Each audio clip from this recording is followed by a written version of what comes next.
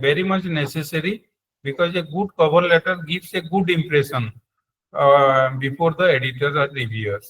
अब अच्छा से किसी को, जैसे कोई किसी का रूम में आ रहे हैं, गुड मॉर्निंग के नमस्कार करके आ रहे हो और सीधा कोई घुस के चेयर खींच के बैठ रहा है, तो सामने वाला का जैसे एक्सप्रेशन होगा ऐसे ही डिफरेंस है. तो always give a good cover letter. Describe about yourself. आप कौन हो, आप किस बैकग्राउंड से आए हो, आपका एक्सपर्टाइज एरिया है क्या है, क्या आप लिखना चाह रहे हो और क्यों छपाना चाह रहे हो, इसको बताना चाहिए. देन एडिटर्स डिसीजन, ये वो आइदर एक्सेप्ट करेगा कि रिजेक्ट करेगा कि रिवीजन के लिए भेजेगा. ये है मैन्युस्क्रिप्ट आर्टिकल पब्लिशिंग का बेसिक टेक्निक्स. देन है पब्लिशिंग एथिक्स और प्लेगरिज्म. वो क्या होता है कि कुछ एक एथिकल रूल्स होता है रिसर्च राइटिंग्स के, एकेडमिक राइटिंग्स का कुछ एथिक्स होता है कि हमको उसको इंटीग्रिटी को मेंटेन करना पड़ता है, जो कि कोब एक फोरम है जो एडिटर पब्लिशर्स का, पीयर रिव्यूड जर्नल्स का, जो इसके बारे में रूल्स एंड गाइडलाइंस भी देता है. तो आपको बेसिकली क्या करना है, बेसिक एथिक्स क्या है, कोई भी आर्टिकल पब्लिशिंग का, कोई भी रिसर्च पब्लिकेशन का बेसिक एथिक्स है कि आप अगर एक जगह भेजे हो सबमिशन के लिए, दूसरा जगह मत भेजो टिल इट इज रिजेक्टेड. अगर वो रिजेक्ट हो गया तब आप दूसरा जगह भेजो. Multiple submission never do. कभी भी एक पेपर को 5-6 जगह मत भेजना. Then submission to a journal implies that it is not under consideration for publication elsewhere. मतलब आप एक जगह में अगर सबमिट कर रहे हो, ये इसका मतलब है आप दूसरा कहीं पे उसको दिए नहीं हो. उसके बाद इम्प्रॉपर ऑथर कंट्रीब्यूशन, मतलब आप खुद ही लिखे और 5 जन का नाम दोस्त लोग बोले, कोई 4 लोग को थोड़ा खुश करना है, नाम जोड़ दो, वो भी गलत है क्योंकि वो घोस्ट ऑथर है. घोस्ट ऑथर भी अवॉइड करना चाहिए. और कोई काम किया है और आप उसको कंट्रीब्यूट ऑथर रिकॉग्निशन नहीं दे रहे हो, वो भी ठीक.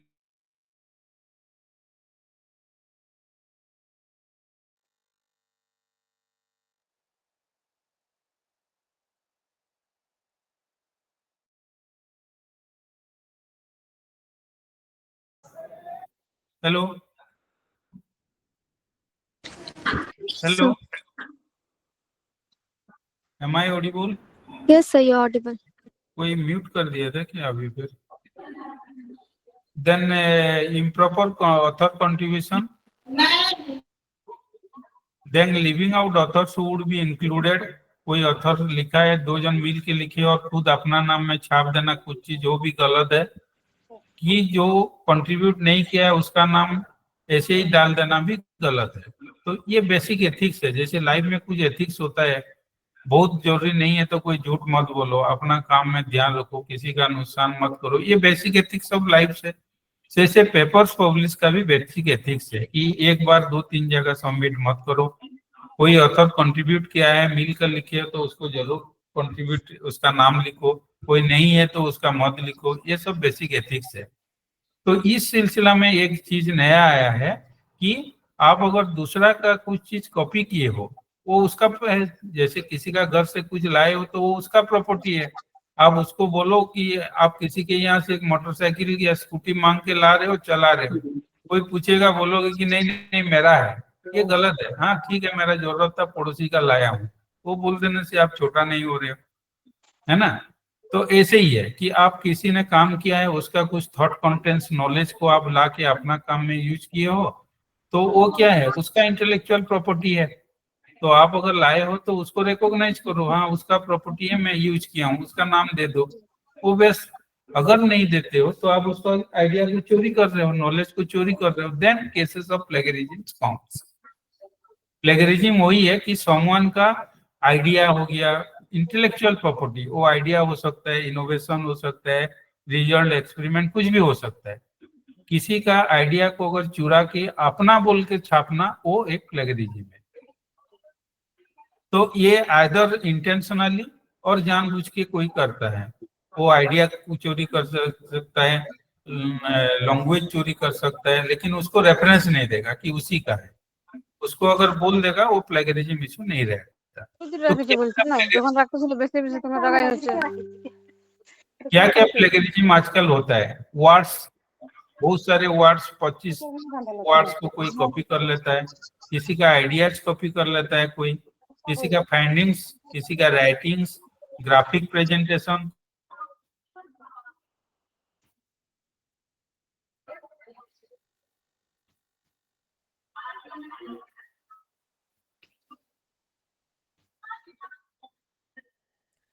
Please kindly mute yourself.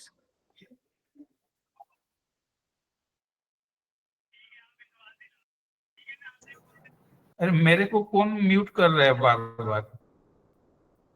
Sir आप ऑडिबल हो। नहीं, अभी वो फिर तो अनम्यूट हो, अभी किया ना, म्यूट कर दिया था कोई अभी फिर। देन तो ये चीज हो गया, ideas, words, findings, writings, graphic presentation, computer program, diagram, ये सब कॉपी होता है आजकल। तो why there is need to check plagiarism? तो ये जो कॉपी हो रहा है, कॉपी करके छाप रहे और लाखों करोड़ों पेपर पब्लिश हो रहे हैं, तो किसी को पता भी नहीं चलता बोर्ड टाइम। लेकिन क्यों इसको चेक करना जरूरी है? आदमी, फॉर इंडिविजुअल्स ये जरूरी है, क्योंकि एक बार कोई चोरी करे और नहीं पकड़ा गया तो he will continue that act. ये ह्यूमन टेंडेंसी है, कुछ चीज गलत कर रहे हैं और पकड़ा नहीं जा रहा है, then he repeatedly do that things. तो कोई अगर चीटिंग कर रहे हैं, कोई चोरी कर रहे हैं, इंटेलेक्चुअल प्रॉपर्टी अपना नाम में छाप दिया, एक दो जगह छप गया, कोई पकड़े नहीं, then it will leads to more cheating. इसीलिए प्लेगरिज्म का जरूरत है। इट इज ऑथेंटिक लर्निंग, वो लोग पढ़ेंगे नहीं, जान रहे हैं कि पेपर ऐसे छप रहा है कॉपी कॉपी करके, तो और पढ़ना लिखना कम हो जाएगा। और आदमी के लिए भी ये जरूरी क्यों है? अगर वो पकड़ा जाता है then reputation is at risk, उसका रेपुटेशन तो जाएगा। और रिड्यूस्ड एंजॉयमेंट ऑफ सक्सेस, आप खुद कुछ लिखे हो, खुद लेबर किए हो और एक पब्लिश हुआ, उसमें जो खुशी मिलता है, किसी का चोरी करके अगर छाप दियो उसमें उतना एंजॉयमेंट नहीं मिलता है, उतना सेटिस्फेक्शन। और जिस इंस्टीट्यूट में आप काम कर रहे हैं उसी के लिए भी प्लेगरिज्म चेक करना जरूरी है, because reputation is at stake. Institute का रेपुटेशन खराब होता है कि उस इंस्टीट्यूट का स्टूडेंट ने ऐसे काम किया है, तो उसका लो स्टैंडर्ड प्रिवेल करता है। बहुत सारे लोग अगर इंस्टीट्यूट में वही काम कर रहे हैं तो उसका रेपुटेशन स्टैंडर्ड गिरता है। तो क्यों लोग ये फिर जानते हैं अगर इतना बुरा चीज है, देन प्लेगरिज्म क्यों कर रहे हैं? आजकल बहुत सारे प्लेगरिज्म चल रहे हैं बहुत सारे फील्ड में। तो क्यों करते हैं? पहला तो कुछ लोग जानते नहीं है, कुछ लोग देखते नहीं है कि ये प्लेगरिज्म हुआ है कि नहीं, बस कॉपी कर दिए, सोचते हैं कि अरे छोड़ो कुछ नहीं होता। और कुछ है कि मुझे जल्दी जल्दी पेपर छापना है, असाइनमेंट जल्दी दे देना है, सिनॉप्सिस जल्दी सबमिट करना है, टाइम नहीं है, तो कॉपी कॉपी करके करो, बाद में देखेंगे। और बाद में देखने का कॉन्सेप्ट नहीं आता है। Once you have submitted means it is recorded and it will be caught at any time in your career. आपका करियर में कभी भी वो पकड़ा जाएगा, then you will be punished. Easy going, then achievement, बहुत कम टाइम में बहुत अचीव कर देने का जो हंगर कुछ लोगों में रहता है कि मैं भी 3 साल 4 साल में 10-12 पेपर छाप दूं, लोग बोलेंगे अरे बहुत अच्छा लिखता पढ़ता है, वो भी एक गलत चीज है। Then do not realize it was bad, कुछ लोग होते हैं बुरा काम करते हैं फिर भी बोलते हैं अरे कुछ नहीं होता, ये खराब काम नहीं है, बहुत लोग चुराते हैं, मैं भी चुराया हूँ, बहुत लोग छापे हैं। वो ये कॉन्सेप्ट के लिए लोग प्लेगरिज्म करते हैं। तो प्लेगरिज्म सॉफ्टवेयर जो है वो कभी नहीं बोलता है कि तुम कॉपी किए हो नहीं किए हो, वो बोलता है कि ये जो आप लिटरेचर सबमिट कर रहे हो वो दूसरा किसी ने ऑलरेडी पब्लिश कर चुका है, विथ सोर्स वो बताता है, वो बोलता है सिमिलैरिटी बताते हैं।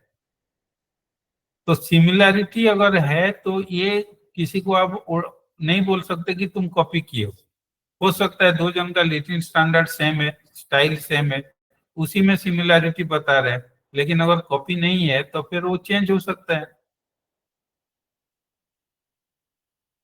तो प्लेगरिज्म का मतलब है स्टीलिंग द वर्ड्स और ideas of other without attribution और एक्नॉलेजमेंट, दूसरा का आइडियाज को चुराना और अपने बोल के छपाना, उसको बिना एक्नॉलेज करके।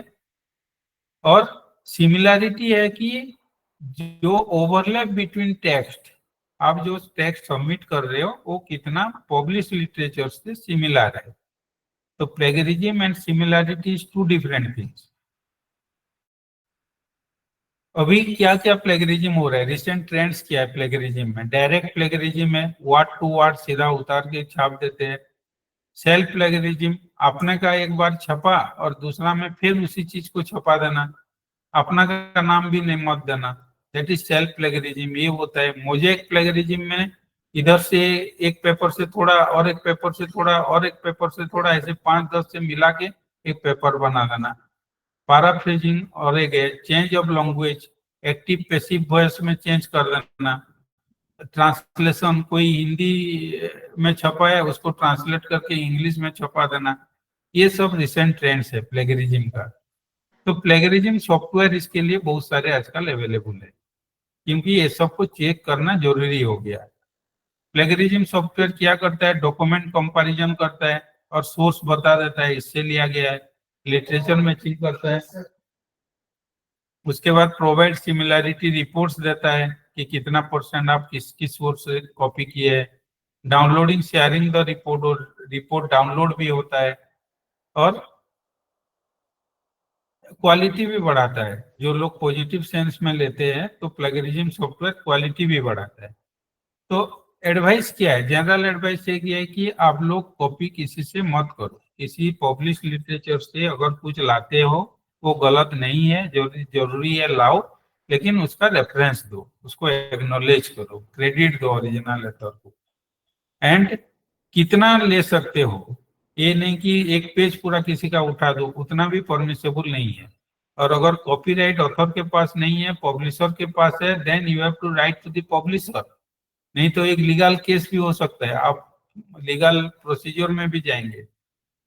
तो इसीलिए बहुत सारे इंस्टीट्यूट आजकल क्या कर रहे हैं कि अपना एक पॉलिसी डिफाइन कर रहा है, पॉलिसी फ्रेम कर रहा है कि उस इंस्टीट्यूट में पीएचडी के लिए इतना % अलाउ है सिमिलैरिटी, इतना % डिजर्टेशन के लिए है, इतना % जर्नल्स के लिए, सेमिनार वॉल्यूम के लिए इतना है। वो एक clear cut policy and norms for plagiarism formulate कर रहे हैं।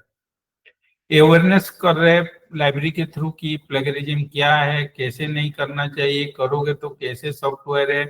अच्छा, आप कर लिए हो सॉफ्टवेयर चेक करके, आप गलत नहीं कर रहे हो तो सॉफ्टवेयर को कैसे यूज करना चाहिए, ये सब के लिए ये एक्टिविटीज सब लाइब्रेरी भी करता है। तो प्लेगरिज्म सॉफ्टवेयर, फ्री सॉफ्टवेयर भी बहुत है। डुप्ली चेकर जैसे एक फ्री सॉफ्टवेयर है। Copy leaks, flag scans, paper rater, ये सब है free software available in internet. लेकिन इसका लिमिटेशन है, आपकी 50-60 पेज नहीं कर पाओगे, 2-4 पेज इसका चेकिंग करने का कैपेसिटी है। पेड में टॉर्निटिन, ऑथेंटिकेट, ग्रामरली, कॉपी सेफ, ये सब है पेड सॉफ्टवेयर। इसके लिए पैसा देना पड़ता है, ईयरली सब्सक्रिप्शन लेना पड़ता है, और अपना यूजर्स उसमें डाल के अपना प्लेगरिज्म चेक करते हैं।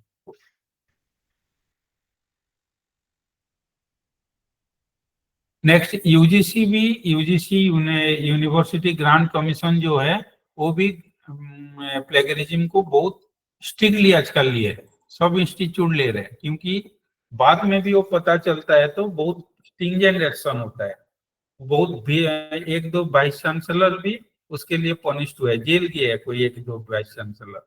और एक रेपुटेड साइंटिस्ट एक बड़ा कमिटी में था, वो बेचारा जानता नहीं था कि उसका स्कॉलर उसका नाम जोड़ के एक पेपर छोड़ छाप दिया है।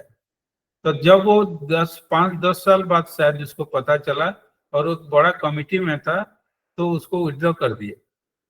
तो ये बहुत खतरनाक चीज है प्लेगरिज्म आजकल। तो कभी भी जब भी लिख रहे हो प्लेगरिज्म टेस्ट करो, किसी का कॉपी मत करो, छापो मत ऐसे कॉपी पेपर, क्योंकि बाद में जब आप अच्छा पोस्ट में रहोगे, नौकरी कर लोगे, कहीं टीचर बन जाओगे, कहीं फैकल्टी बन जाओगे, कोई साइंटिस्ट बन जाओगे, तब अगर भी पता चलेगा तब आपका फिर रिस्क हो जाएगा रेपुटेशन, और एक्शन भी लिया जाएगा। तो यूजीसी क्या बोलता है कि 10% अगर सिमिलैरिटी है आपका थेसिस में तो उसमें अलाउड है 10%, है ना।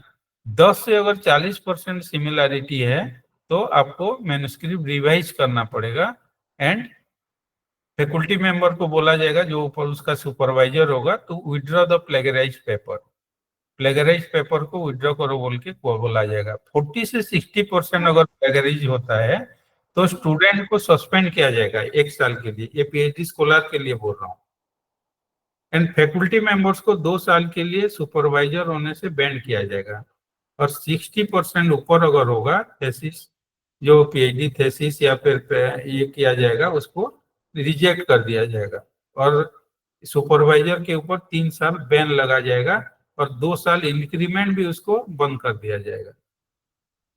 तो एक heavy penalty is given on the is given for this plagiarism.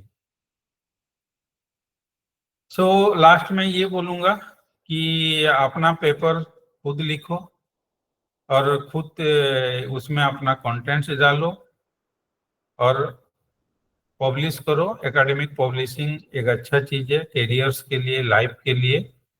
और इससे क्या होता है, अपना फील्ड में अपना कंट्रीब्यूशन रहता है, रिकॉग्निशन होता है, फ्यूचर में आप और अच्छा लिखने का आपको स्कोप मिलता है, मोटिवेशन मिलता है। आज से अगर शुरू करते हो, छोटा मोटा पेपर में लिखो, मैगजीन में लिखो, जर्नल्स में धीरे धीरे स्टार्ट होगा, तो आपका एक राइटिंग क्वालिटी भी बढ़ेगा, लोग अप्रिशिएट करेंगे, आपका पर्सनल डेवलपमेंट होगा, आप जिस फील्ड में रहेंगे उस फील्ड का भी डेवलपमेंट होगा, तब सोसाइटी और नेशन का भी डेवलपमेंट होगा। Thank you for patience listening. Thank you so much, sir.